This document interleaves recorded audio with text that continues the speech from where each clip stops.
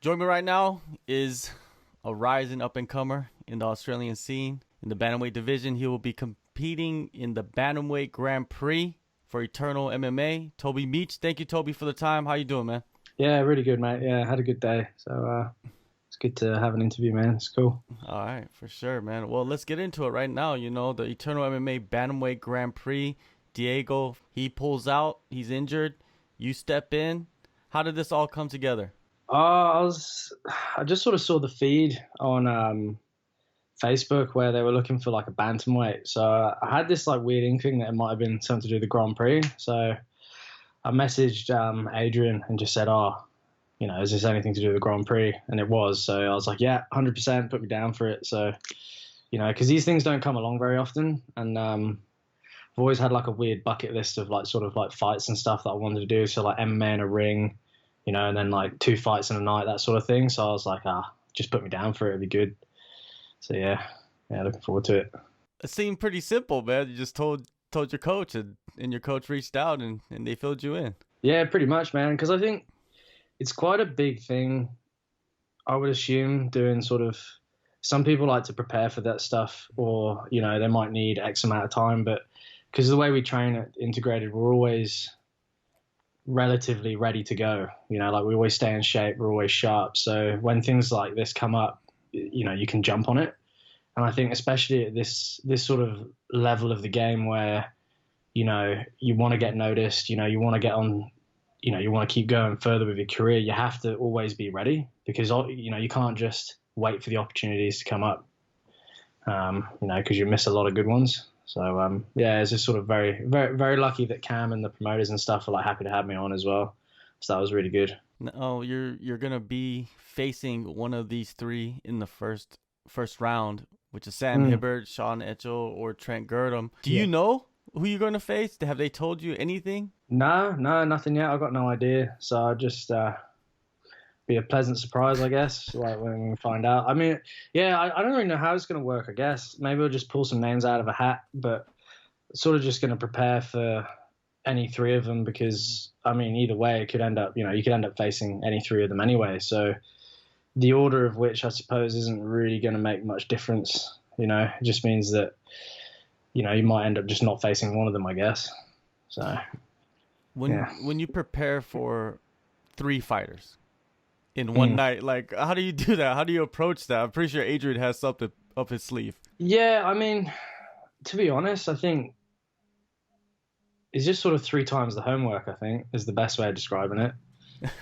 Because it's not just sort of like studying one guy, got to kind of figure out, whatever, or, what the other 2 are going to do potentially as well. But again, because everyone's always evolving, there's always that thing of you can get a rough idea, but you're not ever really going to know until you step in there because, it'd be silly for me to just assume that they're, I'll watch one dude and they'll be like, oh, they're going to do this exact same thing. Because, they might turn up and might be completely different. So I suppose it's good to get an idea of how they move to a certain extent. But once it all sort of kicks off, it's all going to sort of be quite crazy, really, I think. It should be cool. Because they're all very good opponents, I think. Yeah, it's a great crop of fighters that they're putting into this tournament. Now, with your team and your teammates, when you told them that you're going to be fighting on this bucket list opportunity, how did they react? Oh, they were all pumped up for it. They were like, oh, it's mad. 2 fights in a night, it's crazy.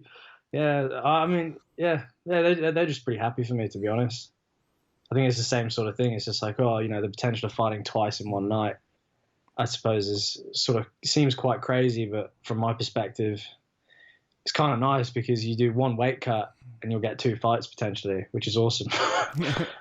Yeah, it is, and like you said, it's a bucket list opportunity because there's not many promotions out there doing this type of thing. Does that change anything in your preparations? Like, do you do anything extra, or is it just the same? I think it's no. To be honest, man, not really much has changed. I think maybe the intensity has sort of changed a bit. Obviously, there is going to be the emphasis on, you want to try and get the first one done as quickly as possible. But again, you can't just assume that that's the way it's going to go. So, being ready for sort of 2 fights is difficult. But I think trying to keep it simple is probably been the best thing, and just training like normal is sort of what I've been doing really, which is good. All right, I wanted to flash back a little bit to your career, and you fought amateur. I believe you started in 2012, and you had a bunch of fights, and Yeah, then you turned pro 2013, and you had a yeah, fight then. In 2014, you had a fight, and then there's this long gap, man. Like, let's yeah. talk about that because that's the thing that it's like a mystery right there. Like, what were you doing? So the after my second pro fight, I don't know. I think I was still training for a number of years, but I just wasn't sort of fighting. I'd sort of burnt myself out, to be honest, because I sort of had. I started when I was 17, and so I just sort of got. By the time I turned pro and I had two pro fights, I was a bit tired because I'd done sort of quite a lot in quite a short amount of time.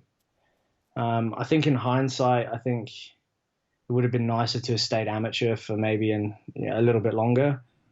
But the way it's worked out has been great because I think there was a 2 year gap from 20 when was it 2017 to 2019 where I didn't train, and that was when I was traveling around Australia. It's actually where I met my wife. Actually, was when I came over to Australia, and then she was training at Integrated, and then she brought me down when we moved back to Brisbane, and then I didn't really have any desire to fight again, to be honest. It wasn't really sort of on my sort of radar. But then once I did like one session on a Friday, and I started turning up, one or two times a week. And then before I know, I'm like snowballed, and I'm sort of like getting ready for fights again. So yeah, it just sort of fell back into it really. Well, when you returned, man, you returned in the most hectic time to return, which was 2020. Like, what was Yeah, that like? that was crazy. So I basically been back at the gym for 3 months, and then boom, lockdown. So my wife and I, because she's crazy about training as well. She loves her jiu-jitsu and stuff. So we bought some mats, and we bought like one of those assault bikes. So we were just basically just training all the way through lockdown, pretty much trying to keep it as normal as possible. And then yeah, just sort of after lockdown, I just was like, oh, Adrian, yeah, let's get a fight. And then yeah, I managed to fight. I think it was October 31st on Eternal, which is cool. It's a great promotion to fight on, that one, Eternal. I think it's massive. 2020, you went 1-on-1.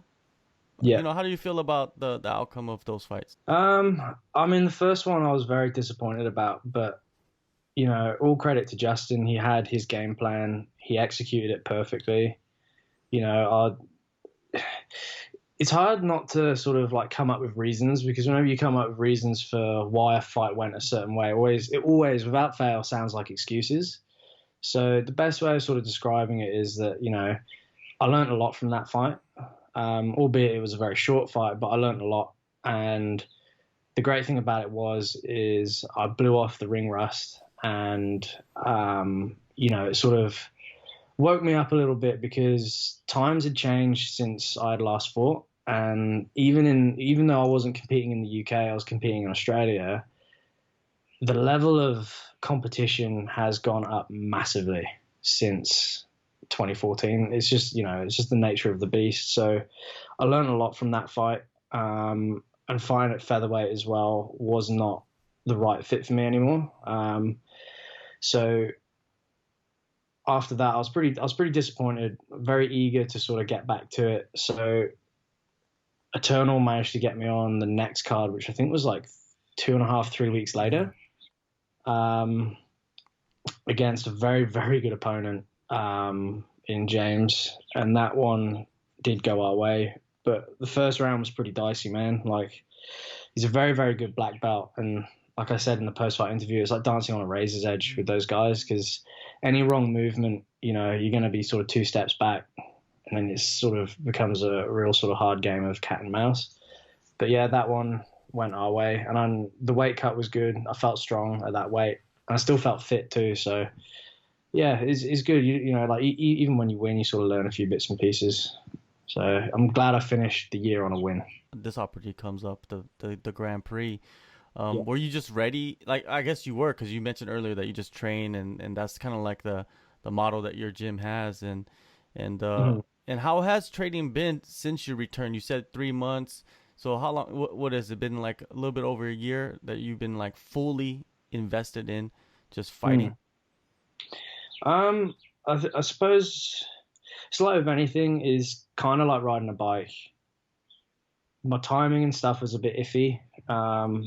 And over time, like the sharpness comes back. But the great thing about integrated is because there is such a big stable of fighters, and they're all very high level guys. I've, I came from quite a small gym in the UK, and we were all very tight knit. And coming over here into a bigger stable of guys was sort of quite daunting, I guess, because it's like a different environment. But the good thing was is that there was like heaps of guys my own size. So I've not really had that opportunity to train with like lots of people my own size, which was awesome. And it sort of makes it very competitive, I think. And yeah, it just snowballs, man. Like, it sort of feels normal again, really, I guess, training like this. Well, then I guess it's the perfect time for you to head into a one night tournament then. Yeah, and it was weird. So after the fight in November, I kind of had it in my head that maybe like middle of the year, maybe May was course on like when I was like hoping to get back in there because I always think it's important to skill up in between fights rather than just trying to steamroll through them. But I always had that thing in my head that if something good came up, I'd take it. So I'd always make sure I was always ready, and that's probably the way it'll always be. I'll always make sure I'm ready for stuff like that. Now back to the tournament or the Grand Yeah, Prix. yeah. Hibbert, Etchel, Girdham. How would you rank these guys if you could rank them like 1 to 3? Honestly, I think they're all equally dangerous in their own right, and to try and rank them in order of like who's better or who's more dangerous kind of is a bit of a disservice to them because I don't think any one of them is going to be less dangerous than the other because when the stakes are high, people always raise their game. So although it might be a case, I'm sure a lot of fans out there will have their own order, but things change on the night, man. Like some people rise to the occasion better and things like that. But I think all three of them are going to be dangerous. And I think however which way the tournament goes, it's going to be tough fights. And the main thing is for the fans is that it's going to be exciting fights. I think we all match up pretty well, and at the end of the day, you just want to put asses on seats and make people excited, which is hopefully what we'll do on that Friday. No doubt.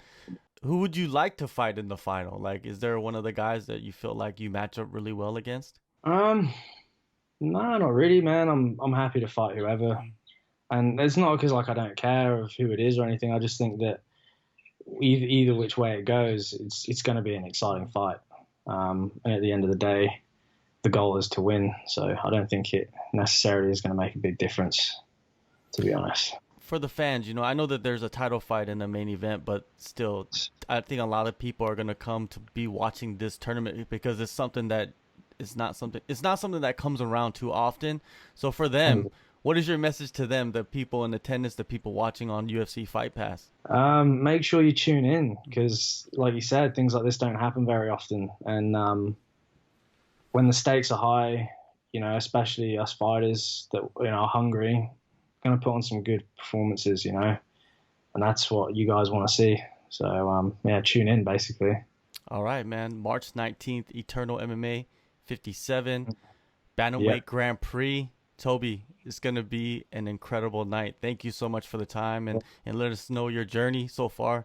So good. awesome. Thank you so much, man. Thank you for having me, mate. Thank you.